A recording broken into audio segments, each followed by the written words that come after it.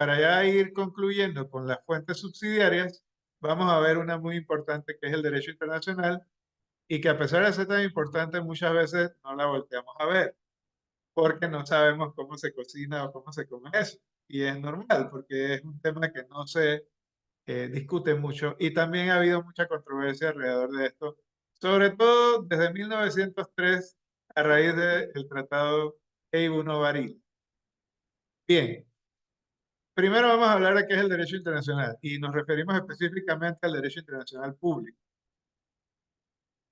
Julio Linares, ex canciller y especialista en esta materia, lo definía como el conjunto de normas jurídicas que determinan los derechos y los deberes de estados y de las demás personas jurídicas internacionales en sus relaciones recíprocas. ¿Ok? O sea que regula las relaciones entre los estados, pero también las de los organismos internacionales, ONU y demás. Bien, y además de eso, la Corte Permanente de Justicia Internacional, que es la antecesora de la actual Corte Internacional de Justicia de La Haya, en un fallo sobre el Canal de Corfú de 1927, lo definió como el que regula las relaciones entre estados con miras al logro de objetivos comunes. O sea que también el propósito del derecho internacional es facilitar la cooperación internacional, es decir, la cooperación entre los estados.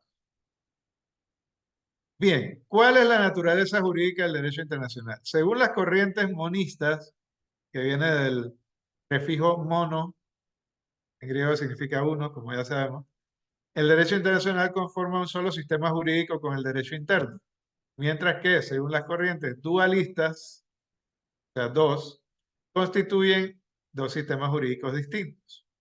¿Cuál de estas dos corrientes adoptó Panamá? Actualmente podemos decir que Panamá adopta una corriente monista. ¿Qué quiere decir? Que el derecho internacional y el derecho interno conforman un solo sistema jurídico. ¿Esto por qué lo decimos? Por la propia historia constitucional del país. Cuando se aprobó la Constitución de 1972, su texto originario eh, modificó el artículo 4 de la Constitución del 46, agregándole dos frases que vamos a ver ahora. Y esto se puede resumir como la subrogación, es decir, reemplaza una norma por otra, subrogar, es lo que quiere decir eso. La subrogación de la cláusula constitucional rebus sic stantibus por la ratificación de la cláusula convencional pacta sunt servanda. O sea, estos dos requisitos, perdón, lo reitero, Panamá asumió una corriente monista cuando hizo estas dos cosas. Primero, subrogar la cláusula constitucional rebus sic stantibus en 1983 con la reforma constitucional de ese año. Y segundo, al ratificar la cláusula convencional pacta sunt servanda de la Convención de Viena sobre el derecho de los tratados en 1979. Esto no lo digo yo, esto lo dice doña Auremérita Guerra de Villalaz, ponente de la sentencia de 14 de junio de 1990, que fue una demanda que presentó Juan Materno Vázquez contra un acuerdo y varios canjes de notas entre Panamá y Estados Unidos, y que declaró que dichos instrumentos internacionales no eran eh, inconstitucionales, precisamente porque se cambió la cláusula rebus sic stantibus por eh, una cláusula pacta sunt servanda. Ahora vamos a ver qué quiere decir eso. La cláusula rebus sic stantibus, literalmente traducida del latín, quiere decir mientras las condiciones no varíen. O sea, un tratado se aplica siempre y cuando las condiciones originales en las que se firmó no varíen. Eso es lo que quiere decir rebus sic stantibus. Y esta cláusula está recogida en el artículo 62 de la Convención de Viena sobre el derecho de los tratados, que es el tratado sobre cómo se hacen los tratados. Esta cláusula rebus sic stantibus fue adoptada por la Constitución del 72 y ahí hay un error, por favor, ignoren el paréntesis que dice modificación del 83, ahí debe decir texto originario. Y básicamente lo que esto quiere decir es que las frases que están subrayadas fueron introducidas por la Constitución del 72 al texto original de la Constitución del 46. Y así quedó el artículo 4 de la Constitución del 72, texto originario. La República de Panamá acata las normas universalmente reconocidas del derecho internacional que no lesionen el interés nacional. ¿Cuál era la norma que lesionaba el interés nacional y que además no era universalmente reconocida, sino nada más por Panamá y los Estados Unidos? El Tratado Hey-Barila. Entonces, como el régimen dictatorial buscó, como sabemos, la recuperación del canal, que era una lucha generacional que ya veníamos protagonizando a los panameños desde hacía muchas décadas. Entonces, obviamente, ellos se enfocaron en que nuestra constitución taxativamente hiciera constar que nosotros no reconocíamos la validez de ese tratado, porque las condiciones en las que se firmó habían cambiado. Por eso se llama una cláusula o se define como una cláusula rebus sic stantibus. Ahora, ¿qué pasó después de que se firmó el tratado o los tratados Torrijos-Carta, que entraron en vigor el 1 de octubre de 1979, que es el día en que se hizo por primera vez la bandera en el Cerro Ancón? Nosotros cambiamos 30 días después, el 31 de octubre de ese mismo año, del 79, a una cláusula pacta sunt servanda, que literalmente traducida quiere decir los pactos son sagrados. Y eliminamos las frases subrayadas del texto originario de la Constitución del 72 y volvió el artículo 4 de la Constitución a quedar como estaba en 1946. La República de Panamá acata las normas del derecho internacional. ¿Qué quiere decir esto? Que hoy día, como veníamos explicando, Panamá acepta la supremacía del derecho internacional sin restricciones más que las que, por ejemplo, se establezcan mediante las reservas que Panamá oportunamente hace cuando firma o ratifica un tratado internacional. De otro modo, nosotros aceptamos todos los tratados internacionales. La consecuencia de que esta regla pacta sunt servanda haya sido elevada, o esta norma consuetudinaria, porque es de costumbre internacional, haya sido elevada a la categoría de regla general, es que la reconoce como la norma básica, fundamental o fundante a la que se refería Kelsen con respecto al derecho interno. Los tratados son sagrados y hay que cumplirlos. Y eso es así porque, y el mismo Kelsen nos dice en su obra de Derecho, Principios de Derecho Internacional Público, la fuerza obligatoria del derecho internacional consuetudinario, o sea, la costumbre internacional, descansa en última instancia en una hipótesis o supuesto fundamental, en la hipótesis de que la costumbre internacional es un hecho creador de derecho.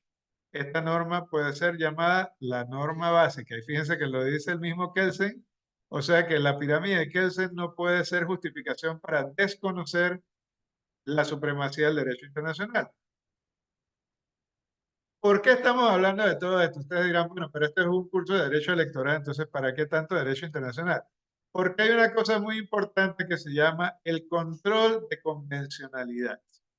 Así como existe un control de constitucionalidad que es concentrado y que lo ejerce el Pleno de la Corte Suprema de Justicia y que en materia electoral es el único que puede controlar los actos del Tribunal Electoral, como ya vimos, también hay un control de convencionalidad que debe ejercer cualquier autoridad de cualquier rango, de cualquier institución, en cualquier materia, y eso incluye la materia electoral.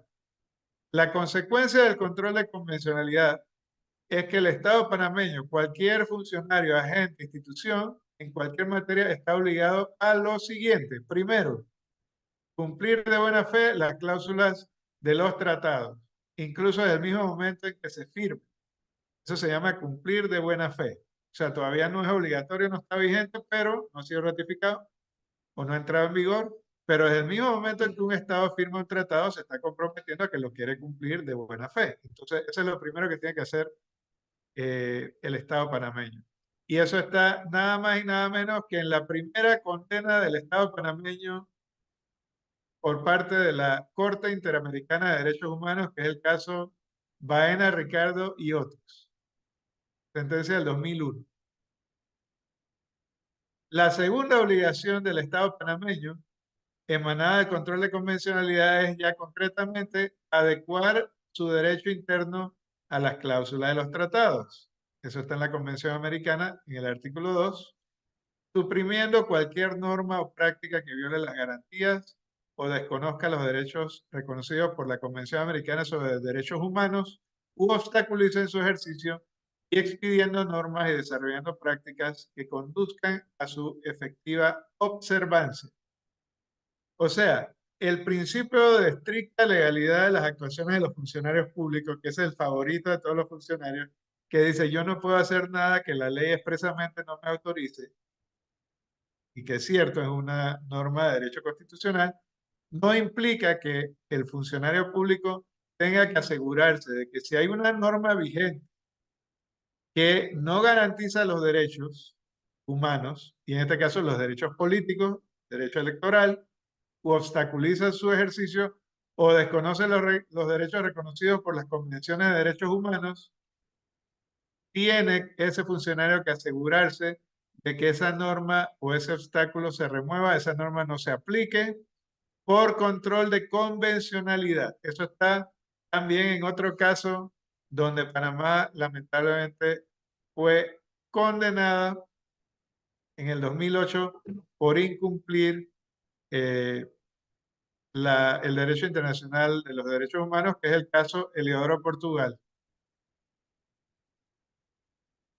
¿Cuáles son las fuentes del derecho internacional? Obviamente, la primera es el derecho positivo internacional, que son los tratados. Ahí citamos, por ejemplo, la Carta Democrática Interamericana, que es la que tutela el Estado de Derecho y eso incluye las elecciones. Los tratados universales tales como el Pacto Internacional de Derechos Civiles y Políticos, que es del sistema de las Naciones Unidas, y los tratados regionales como lo es la Convención Americana de Derechos Humanos. Y esto es así en virtud de el artículo 4 de la Constitución, que ya explicamos, en concordancia con el artículo 17, párrafo segundo de la Constitución, que dice que los derechos y garantías consagrados en la Constitución son mínimos y no excluyentes de otros que emanen de la dignidad humana. O sea, que los derechos humanos son mínimos y por consiguiente hay que integrarlos, hay que ampliarlos, hay que garantizarlos en función del principio pro persona, es decir, en favor de los derechos desde una perspectiva garantista, lo más garantista posible. La interpretación más garantista es la que se debe preferir siempre. Y esa norma, el párrafo segundo del artículo 17 de la Constitución, es una versión textual del artículo 91, si mal no recuerdo, de la Constitución colombiana, que establece también este principio que se conoce como la cláusula de derechos innominados de la Constitución. Es decir, aunque no estén ahí enlistados, los derechos humanos existen y no tienen necesariamente que estar enlistados o formulados en una norma vigente porque pueden existir, porque los que están en la norma vigente y especialmente en la Constitución son mínimos. Segunda fuente de la costumbre internacional que requiere cumplir dos requisitos. Primero, que sea una práctica constante de los estados y segundo, que los estados hagan esa práctica constante con la convicción de que eso es generador de derechos, de que es vinculante, de que es obligatorio. Tercera fuente, principios generales del derecho, como ya vimos. Cuarta, la jurisprudencia, que en este caso nos referimos específicamente a los fallos de la Corte Interamericana de Derechos Humanos en nuestra región, que algunos tienen que ver con derechos políticos y que les compartimos en el material una obra de Rafael Pérez Jaramillo, editada por la Procuraduría de la Administración, donde nos resume la jurisprudencia de la Corte Interamericana en materia de derechos políticos. Y por último, tenemos la doctrina, que incluye, por ejemplo, el examen periódico universal que hace el Consejo de Derechos Humanos de la ONU periódicamente cada ciertos años de todos los países, las observaciones del Comité de Derechos Humanos, que es el comité encargado de velar por el cumplimiento y la aplicación el Pacto Internacional de Derechos Civiles y Políticos, es otro ente de Naciones Unidas, los informes de los relatores especiales de la ONU en materia de derechos civiles y políticos, y también los informes de la Comisión Interamericana de Derechos Humanos. Las fuentes del derecho internacional se encuentran establecidas en el artículo 38 del Estatuto de la Corte Internacional de Justicia, que fue ratificado conjuntamente con la Carta de la ONU en 1945.